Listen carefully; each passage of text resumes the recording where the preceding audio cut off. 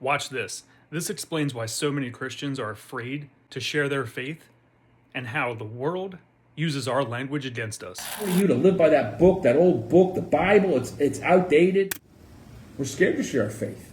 We've actually believed the world said, you know what? It's great you have faith. You go keep that to yourself. We've actually bought that. Like, okay, we'll keep it to ourselves. And all the while they're pushing their agenda upon us. They're pushing their filth upon us. They're not keeping what they believe to themselves. They're saying, no, you need to adopt this. But to say, you Christians, you be quiet, you stay in your churches. Verse 4, he's left them there. Why? They were for the testing, verse 4, of Israel to know whether Israel would obey the commandments of the Lord. You going to be obedient? Because I'm going to put all this temptation out there. It's all out there. Greed and lust and power and leisure and laziness. I'm going to put that all out in the world. Are you going to be able to resist it? Are you going to be able to live for God in a culture that hates God? Are you going to be salt and light in a place that's very dark? That's the test. Are you going to obey? And God's allowed these things to happen to test us. Are we going to stand firm? Are we going to obey? The people of Israel did it.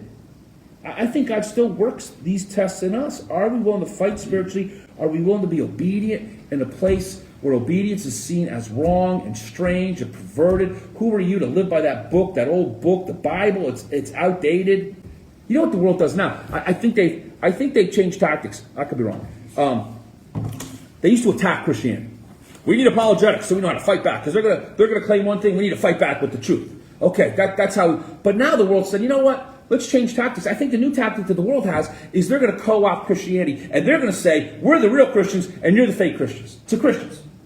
Oh, look at you. You're not very loving, are you? You want this and this. So they're going to use Christian language, and they're going to claim the high ground. No, we're actually followers of Jesus. Jesus was a pacifist. Jesus would welcome all people. Look at you Christians. You want to send immigrants back, and you want this and all these. Not us. We're the real Christians, because we're the ones really following Jesus' footsteps. You're the ones who are hateful. You're bigoted. You're evil. You're stuck. Jesus didn't care about your morality. Jesus didn't care about your sexuality. Jesus cared about how you lived your life. He loved everybody. His arms were wide open for everybody. He would never judge anybody. So they're actually taking Christian language, Christianese, and applying it to themselves, and then they're throwing it back at us. And we don't know what to say. We don't know what to say. We're like, oh, maybe you're right. Maybe I'm not a Christian. This is their new tactic, and it's almost dumbfounded Christians.